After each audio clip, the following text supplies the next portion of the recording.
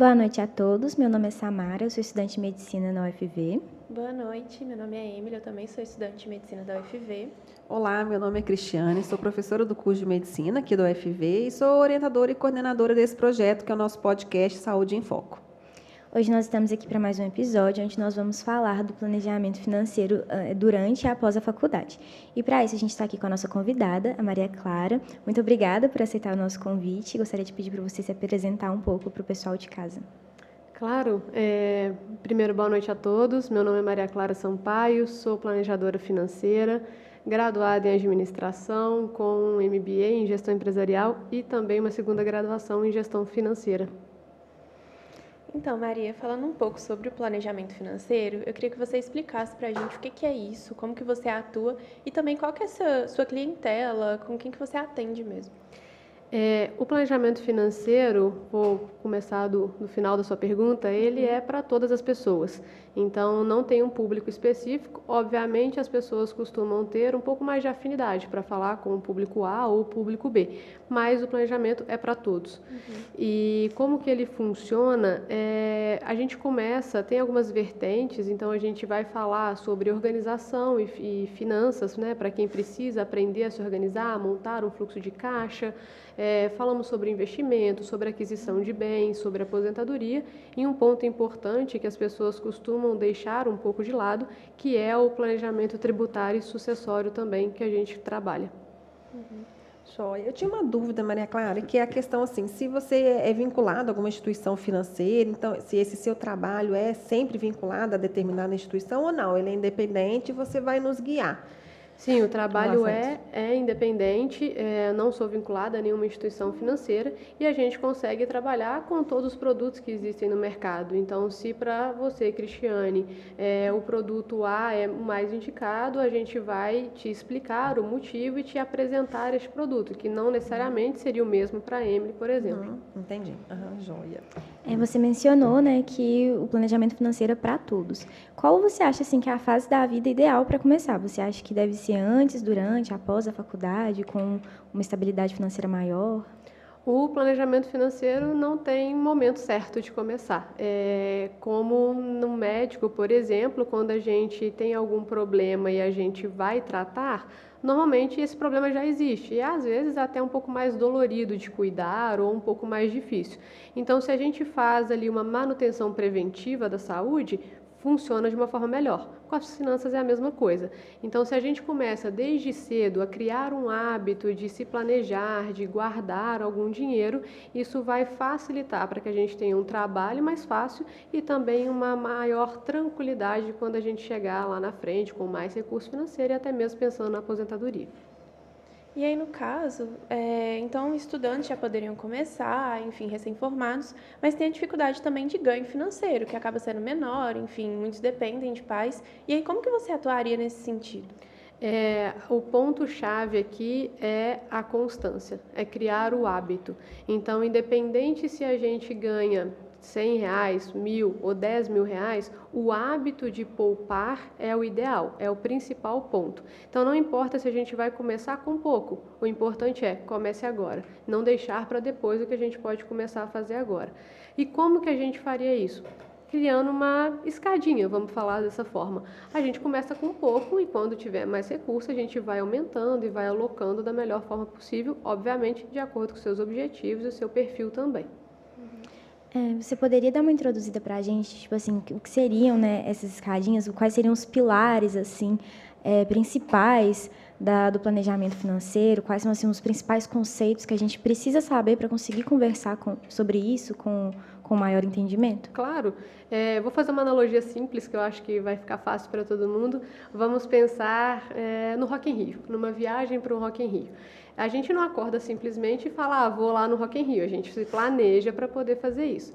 E como que seriam, né, esses pilares, esse planejamento? Primeiro, a gente tem que ter ali a questão do orçamento. Então, é identificar o quanto que a gente vai gastar, com o que a gente vai gastar e para poder fazer essa viagem com tranquilidade. Então, o primeiro pilar seria esse. Partindo para o próximo, a gente teria ali um pilar de reserva, né? Uma reserva financeira. Aconteceu um imprevisto, precisei de pegar um Uber de madrugada e acabou ficando mais caro, a reserva é feita para isso, para esses imprevistos. Depois nós temos também o uso do crédito ou cartão de crédito, como normalmente as pessoas falam. O cartão de crédito, ele é um excelente aliado, né? Eu posso dividir, por exemplo, o ingresso do Rock in Rio em várias parcelas. Só que se a gente divide tudo em várias parcelas, a gente perde o controle. Então, ele pode ser utilizado, mas com consciência. E por último, mas um dos mais importantes, planejamento de metas. Então, pensando nessa analogia, onde eu vou ficar, se eu vou viajar para lá de ônibus, se eu vou de carro, se eu vou ficar num hotel, num hostel, pensando no que você busca e em qual é aquele objetivo. É só curtir um dia de festival, eu vou ficar o festival inteiro. Então, essas metas também são elaboradas e precisam ser elaboradas para um planejamento financeiro dar certo. Óbvio, com o acompanhamento isso vai ficar mais fácil e você vai ter alguém te orientando a como trilhar esse caminho de forma mais fácil e mais fluida. E qual que você considera que são os principais erros assim que acontecem em questão de planejamento financeiro mesmo? Os principais erros, e principalmente voltado para o público da área da saúde, mais para frente eu vou ganhar bem, eu não preciso se preocupar com isso agora. Então, esse é um gargalo muito grande que a gente tem, porque a probabilidade de você ganhar bem é muito alta, principalmente quando a gente fala de médicos, né, de profissionais da área da saúde. Mas a gente precisa pensar no agora, né? Não tem como eu, por exemplo, comprar um carro, fazer uma dívida muito grande para poder, e aí, né, que não me entenda mal, mas ter um status de ter um carro, porque no meio médico esse status vai ser importante. Então, você ultrapassar barreiras, ultrapassar limites que precisam ser feitos. Primeiro a gente se organiza, primeiro a gente cria uma reserva de emergência, para depois a gente começar a adquirir bens e aí sim construir uma vida bem sólida. Quando você fala assim, reserva de emergência, eu confesso que assim, eu tenho alguns anos já de medicina, vou fazer 20 anos de formada, mas realmente assim, há pouco tempo que eu comecei a me informar melhor sobre isso e tal, comecei a estudar um pouquinho mais sobre isso. Quando você diz reserva de emergência, são aquelas reservas assim, eu sou meio ignorante nesse sentido. Liquidez. Como é que é essa questão de liquidez? É liquidez ali rápido para a gente ter em mãos para a gente poder gastar? Ou é aquilo que a gente vai deixando lá e para render mais futuramente, mas que está também ali guardadinho, querendo ou não, e está disponível para determinado problema aí que acontecer. Não, como é que é isso? É uma excelente pergunta. Quando a gente fala da reserva de emergência, o cenário ideal mesmo, é a gente pensar em 6 meses o seu padrão de vida. A maioria das pessoas você vai escutar falando sobre custo fixo. Então, o que é o seu custo fixo? O aluguel, condomínio, conta de luz, aquilo ali realmente que você tem que gastar todos os meses.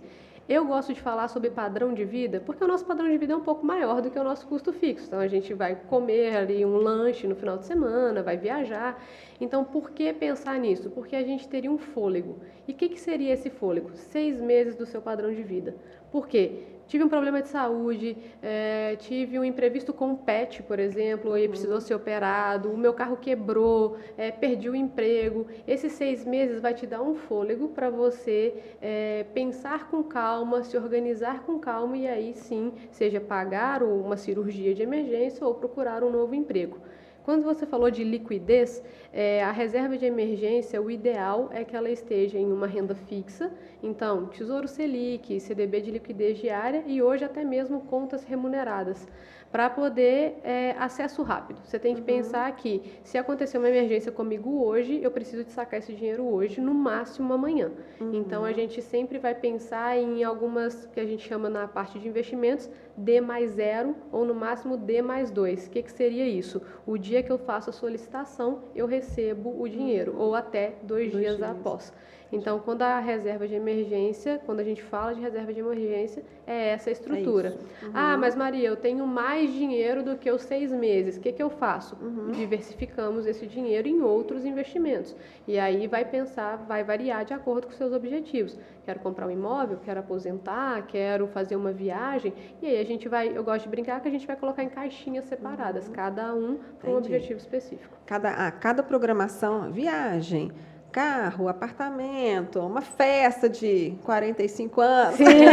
A gente vai colocando nos investimentos assim, baseado nisso, porque né? vamos supor... Nesse D mais alguma coisa. Isso, se a gente pensar, por exemplo, numa aposentadoria, a gente tem, pensando principalmente em recém-formados, a gente tem um período longo. Então, a gente pode deixar ali no investimento que a gente não vai mexer agora. Então, ele vai render mais e vai ficar mais tempo parado. Agora, se a gente vai pensar numa festa de 45 anos, a gente já tem que ter ali qual o prazo, em quanto tempo a gente vai ter que mexer. E a gente estipula, vamos guardar, Cristiane, R$1.000, R$2.000 por mês durante esses X meses aqui nessa aplicação que está rendendo isso, isso e isso, e a gente consegue fazer.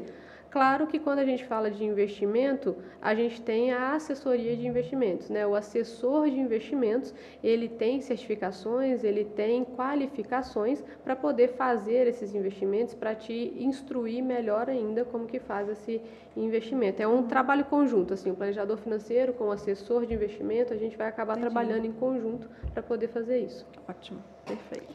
Quando a gente vai, né, para esse mundo das finanças, acaba sendo assim uma coisa totalmente nova, né? Em escola a gente tem matemática, mas a gente não tem planejamento financeiro. Faculdade a gente já pensa ali no quanto a gente quer ganhar, mas a gente também não tem noção de todos esses conceitos que você está passando e tudo mais. Então, assim, a hora de iniciar é o agora, o quanto antes possível, mas em questão de conhecimento, como você acha que as pessoas, assim, partindo do zero, podem se informar mais a respeito disso? Tem algum livro que você indica? Você indica em investir em cursos? Qual que é a sua opinião a respeito?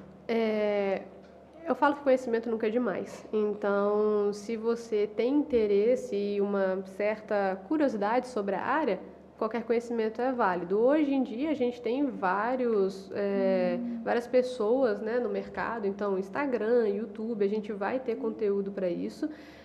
Meu próprio Instagram, então, se quiserem, né, a ideia também é fazer esse tipo de conteúdo. Então, indico livros, né? O Pai Rico, Pai Pobre é um excelente livro. Os Segredos da Mente Milionária também. E um que é um clássico, que é o da... Fugiu o nome dele. Eu falo para você depois com calma. Mas é um clássico que, assim, é sensacional, um livro que ele vai te falar desde a época da Babilônia sobre como juntar ali o seu dinheiro também. Então, assim, tem muito conteúdo disponível. O meu principal ponto é, da mesma forma que se alguém for te vender um carro que custe 100 mil e te oferecer por 50, você vai achar que tem alguma coisa errada. Né? A gente não, eu brinco que quando a esmola é demais, o santo desconfia. O investimento é a mesma coisa. Então, assim, não acredite em receitas prontas e milagrosas. 10% de retorno garantido. Não vá nisso, acende um alerta, porque normalmente não funciona, não é dessa forma que funciona. Então, isso inclusive é um problema que a gente tem dentro do planejamento financeiro, porque tiveram aí recentemente, né, vários golpes aí das pessoas falando de pirâmide financeira, etc. Então, assim, a busca pelo conhecimento é importante. Eu sempre vou recomendar, seja ela da forma que for, mas saibam diferenciar ou acreditar ali se aquilo é verdade, se aquele retorno realmente existe, se não existe, e a melhor forma de procurar isso são com pessoas mais conhecidas dentro do mercado, renomadas, e hoje em dia até mesmo os livros são os melhores amigos. E Maria, uma coisa assim, a gente vê muito falando assim, tantos % da sua renda vai para, né, para isso, é para aquilo, outro. Tem realmente essa regra, vamos dizer assim? Mais ou menos, se baseando ali, sim, né? Sim, eu gosto de uma regra, eu até publiquei recentemente sobre isso, que é a regra 50-30-20. O que seria 50-30-20? 50% dos seus gastos, da sua receita, para gastos fixos, 30% para variáveis e 20% para investimento. Se a gente consegue dividir dessa forma, a gente já tem uma margem de custo fixo e principalmente uma margem de investimento, porque a gente consegue alocar 20% e o restante a gente mexe ali, enfim, vou fazer uma viagem ou coisa do tipo. O mais importante é os gastos variáveis. O que a gente está gastando de variável e, se for necessário, onde que a gente vai cortar e como cortar. Mas essa regra 50-30-20 é uma regra muito boa e muito utilizada dentro do mercado financeiro. 50-30-20, boa. Voltando um pouco nessa questão de investimentos também, em relação ao investimento a longo prazo, quais seriam as melhores opções, enfim, para cada perfil também? Vai realmente variar de perfil a perfil. Hoje a gente tem 3 perfis básicos, vou falar assim, conservador, moderado e agressivo. E todos os investimentos, eles precisam respeitar o seu perfil e os seus objetivos. Então, uma suposição, se você tem um perfil super conservador, você jamais poderia ter uma indicação de investimento em cripto, por exemplo, em bitcoins, né? Seria mais ou menos essa questão. Ela vai precisar respeitar o seu perfil e os seus objetivos. Maria, mas isso é muito genérico, mas é porque realmente vai variar de perfil a perfil. A gente pode começar, e aí todo mundo pelo menos precisa ter, principalmente na reserva de emergência, a renda fixa. Então o primeiro passo é começar com a renda fixa, e aí a gente vai diversificando de acordo com a necessidade de cada cliente. E o que você indicaria assim, para as pessoas de questão de recursos de planejamento, planilhas, aplicativos? O que funciona para você? Eu vou brincar que até o bom e velho papel e caneta ele funciona, desde que ele tenha utilidade. O que seria essa utilidade? Eu gosto muito do Excel, eu uso planilha, mas a gente tem o Organize, por exemplo, o Notion, a gente tem alguns aplicativos, até mesmo dentro das bibliotecas, né, do telefone, seja Android ou iOS, a gente tem ali, por exemplo, um que chama Assessor, mas costuma ter algum custo que a gente vai colocando ali, você vai mandando via WhatsApp mesmo, ele vai implementando e depois ele cria um dashboard interativo e te ensina, mas isso tem um custo. Se você não quer gastar, vamos começar com o básico, anota ali o que entra e o que sai. E aí sim você consegue tomar decisões. O mais importante é que aquela anotação te gere uma tomada de decisão consciente. Então, por exemplo, por que eu falei do papel e caneta? Você anotar o que entra e o que sai, pegar o papel, guardar dentro da gaveta e aí mês que vem você anota de novo, aquilo não está sendo útil, você só está fazendo uma anotação. Agora, se você anota, hoje eu comprei um lanche ali no DCE, eu vou pegar um livre para ir para casa, e você anota aquilo, e amanhã chega para você que você tem um congresso para fazer lá em São Paulo. Você consegue olhar e falar, bom, o congresso custa X, eu posso ir de ônibus aqui de Viçosa, eu vou de carro, vou dividir com meus amigos, vou ficar no hotel, no hostel, você consegue tomar decisões com aquelas anotações. Então, o mais importante é isso. Eu sempre vou falar que a melhor ferramenta é a que funciona para você, desde que você não se perca ali naquelas anotações que você está fazendo. E, por exemplo, uma coisa que vocês falou, a Emily citou a questão, um estudante que tem não tem um dinheiro, é sustentado pela família e tal, ou então recém-formado, acabou de passar na residência, querendo dar uma residência, a gente ganha muito pouco, né? Então, algumas vezes até a própria família tem que ajudar, mas existe aquele outro perfil, né? A gente falando mais do nosso meio médico, aquele recém-formado que optou por trabalhar, fazer plantões, e realmente trabalha muito, então vários plantões por semana, e está ganhando muito bem, né? Porque está trabalhando muito e está ganhando muito bem. E aí se vê, fica deslumbrado, né? Então, realmente ganha uma quantia legal e começa a comprar um carro, compra isso, compra aquilo, e se vê endividado. Sim. Qual que seria, assim, um conselho, né, diante dessa pessoa que muitas vezes passou por dificuldades financeiras, está diante está ganhando muito bem e está deslumbrado? Qual que seria a sua dica aí, vamos dizer? O conselho se hoje a gente vocês vivem, por exemplo, com R$2.000, R$3.000 de custo e você entra num plantão que você está ganhando 5, por que a gente vai gastar 5? Vamos manter ali aqueles 2, principalmente no início da vida, eu falo da vida profissional, né? E a gente mantém aquele padrão de vida por um certo tempo e a gente vai alocando esse recurso para os bens futuros mesmo, seja reserva, seja aquisição de um carro ou algo do tipo. A questão não fazer o dinheiro extra que está entrando, vamos colocar assim, se tornar um custo fixo. Então, a gente manter o padrão de vida, é óbvio, o dinheiro entrou, eu vou querer comprar um tênis, uma blusa, uma coisa, um jaleco diferente, que eu sei que Comer hoje em melhor, dia... né? Existe jalecos aí que eu fiquei abismada na hora que eu vi o preço. Então, assim, eu sei que a gente tem essa vontade de mostrar para as pessoas, poxa, eu fiquei lá 6 anos no meu curso, sou médica, eu quero me portar e me vestir bem. Mas a gente consegue fazer isso com menos, né? Sem muito esbanjamento, vamos falar assim. Então, o ponto-chave aqui vamos montar uma base, vamos fazer uma organização financeira, vamos montar uma base para depois a gente adquirir tudo. Como médico, a probabilidade de vocês conseguirem tudo que vocês querem é muito grande. Então, a questão é realmente saber administrar ali no início, segurar um pouquinho aqui e um pouquinho ali, para depois ter principalmente uma aposentadoria de qualidade, né? Quando a gente fala de vocês que são maioria PJ. Basicamente seria essa a dica. Vamos segurar um pouquinho agora. Segurar um pouco no início. Exato. E aí depois a gente vai. Claro, vai ter. Muitas vezes não vai ter como, mas vamos pensar na regrinha do 50, 30, 20 então. Vamos pensar ali em pelo menos. Vamos começar com o básico. O investimento eu sempre falo, vamos começar com o mínimo que a gente consegue, até chegar nos 20% da nossa renda. Entendi. E para o cenário contrário, né? Que a Cris ela deu o exemplo da pessoa que formou ali, decidiu trabalhar, mas e para o pessoal que forma, acaba indo para a residência, tem ali uma bolsa limitada, às vezes consegue dar um plantão ou outro, mas às vezes prefere dedicar mais para os estudos. Que conselho você daria para conseguir seguir esse planejamento, às vezes tentar fazer uns 50, 30, 20, mas com uma renda bem mais limitada? Eu acho que a ideia é a mesma, é a gente pensar no padrão de vida que a gente tem hoje. Então, muitas vezes vai ter uma ajuda familiar ou realmente vai viver ali com aquela renda da residência, e o ideal é justamente não, vamos colocar, enfiar os pés pelas mãos. É a gente manter aquele padrão de vida dentro daquele orçamento que a gente tem. É mais difícil, obviamente, quando a gente tem menos recurso, fica um pouco mais apertado, é um pouco mais difícil.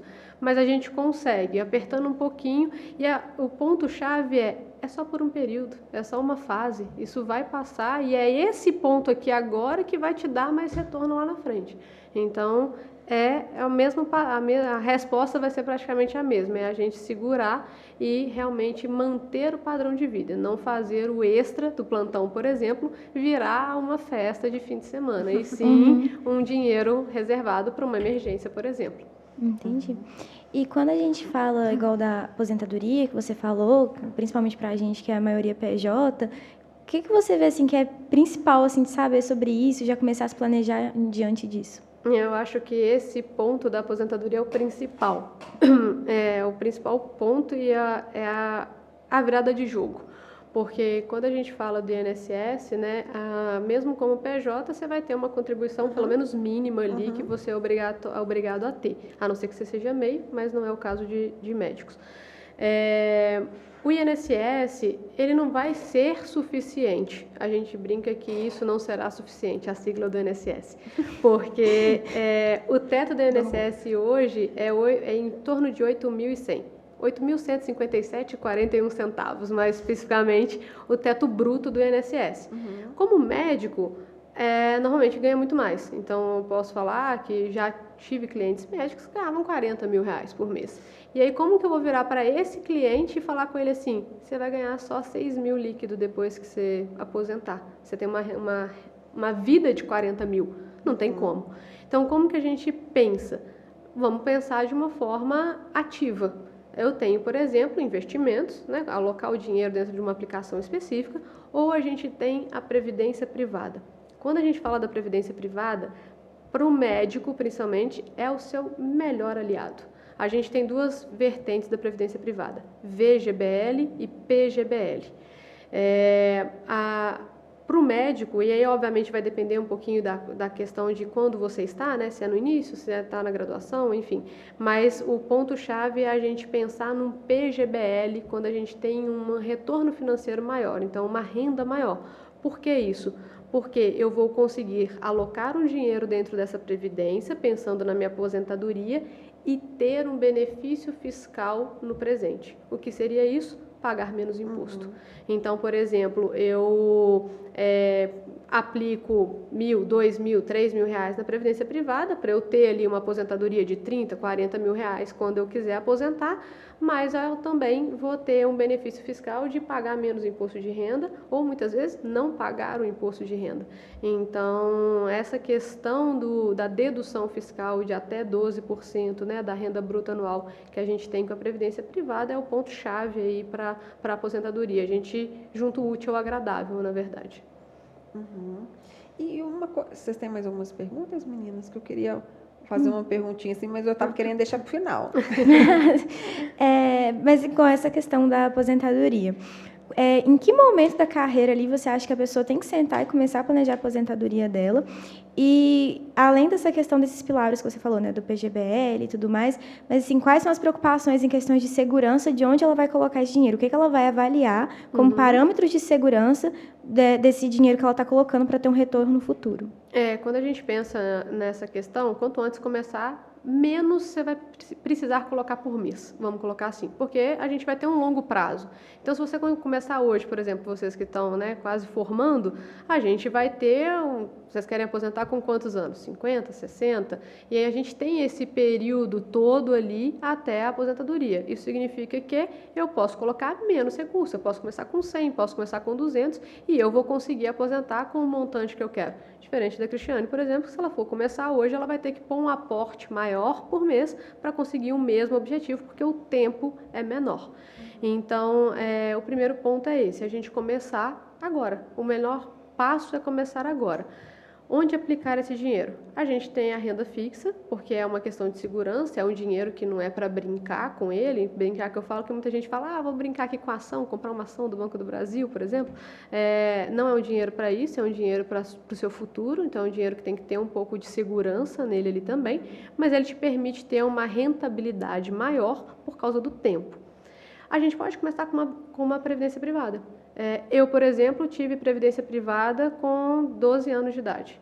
Então, é possível fazer, obviamente estava linkada à conta dos meus pais, né? Eu não podia fazer sozinha, mas eu sempre comecei uma previdência privada muito nova, claro, né, com o apoio dos pais, eles que colocavam para mim. Depois que eu comecei a trabalhar, eu faço todos os aportes. E a gente começa com a VGBL, não tem problema, porque a gente ainda não faz sentido ter uma PGBL. E aí, a partir do momento que faz sentido, a gente pode fazer a troca. Ou a gente pode manter a VGBL e fazer uma PGBL também. A gente diminui o aporte aqui e aumenta aqui. Não tem problema, a gente consegue fazer os dois. A previdência privada ainda é a melhor opção quando a gente pensa em aposentadoria. E, por exemplo, o médico ou qualquer outro profissional da área da saúde que é funcionário público, por exemplo, da UFV, eu, por exemplo. Então, ainda assim, também vale a pena a previdência privada? Vale sim. É até uma questão que eu tive recentemente sobre com uma cliente, que a previdência privada é ainda a melhor opção. Eu sei que aqui dentro do UFV existe o Agros, né, muitas pessoas ainda têm aportes lá dentro e colocam. É uma modalidade de previdência privada e que funciona e funciona bem, mas existem outras dentro do mercado também. Então, a gente pode avaliar ali. E principalmente igual você falou, né, aqui dentro da UFV, a gente consegue ter o retorno tributário muito grande. Então, é possível fazer ali a alocação de até 12% da renda bruta anual e ter um retorno financeiro. Só a título de curiosidade, eu fiz ano passado para uma cliente, ela sempre pagou imposto de renda, sempre, então era sempre assim, pagava R$1.000, R$2.000, e a gente fez a estratégia da previdência privada para ela. Este ano, foi, como diz, eu brinquei, uma das melhores mensagens que eu recebi, tem até que publicar isso depois, que pela primeira vez na vida dela, durante todos os anos de trabalho, ela parou de pagar imposto de renda e teve uma restituição de R$4.000. Então, você teve um ganho financeiro de mais de R$5.000 aí, né? Porque você deixou de pagar 1.000, ainda ganhou 4. Então, mesmo sendo funcionário público, a gente consegue fazer a previdência privada. É vantajoso, né? É vantajoso. Sim. Joia. Posso fazer minha pergunta final? Sim, a minha curiosidade final. Então, nós estamos falando aqui do seu trabalho, esse planejamento financeiro. E aí, para os estudantes, para nós, isso qual que seria, como é que é isso? Como é que a gente contrata esse tipo de serviço para os estudantes? Isso é um gasto grande para eles ou não? Isso é possível? Dá para começar e dá para fazer isso? É acessível? Sim, é totalmente... Os meninos ficarem, né, realmente animados a se programarem para o futuro, né? Claro, é totalmente acessível.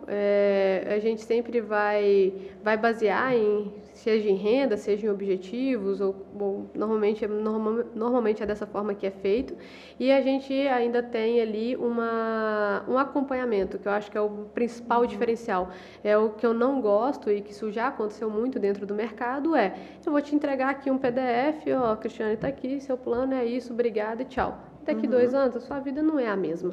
Então, a gente tem ainda um plano de acompanhamento, seja ele mensal, bimestral, semestral ou anual, de acordo com a necessidade do cliente. Então, não importa. Hoje, para vocês terem uma ideia, eu tenho clientes recém-formados, eu tenho clientes estudantes que queriam ali, que fazem estágio, né, e recebem um retorno, e eu tenho clientes médicos. Então, a gente abrange o todo. É por isso que eu falo, o planejamento financeiro é para todo mundo.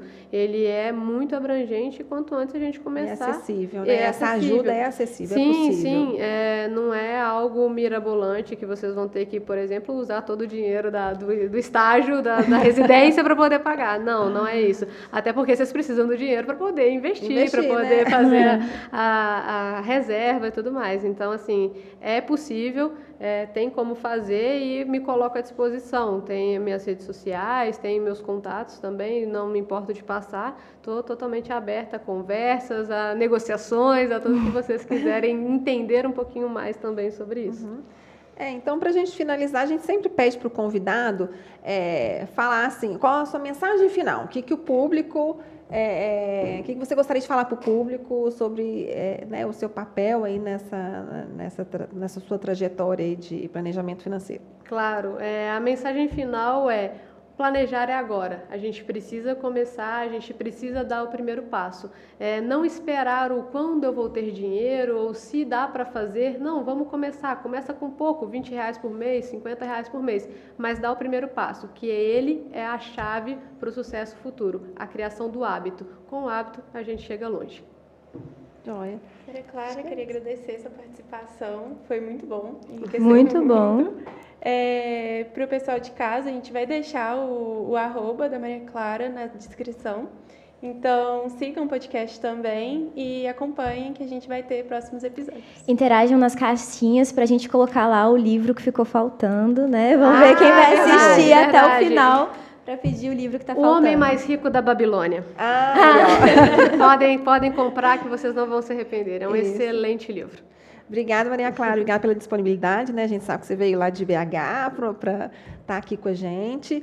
E foi muito legal. Acho que eu aprendi muito, acho que as meninas também e os nossos espectadores também. Já vou ficar bem atenta aí às suas dicas. E é isso, gente. Obrigada e fiquem atentos às nossas redes sociais, assistam os nossos podcasts e até a próxima. Obrigada. Obrigada, gente. Obrigada pela oportunidade também de estar aqui com vocês hoje. Tá, jóia. Obrigada.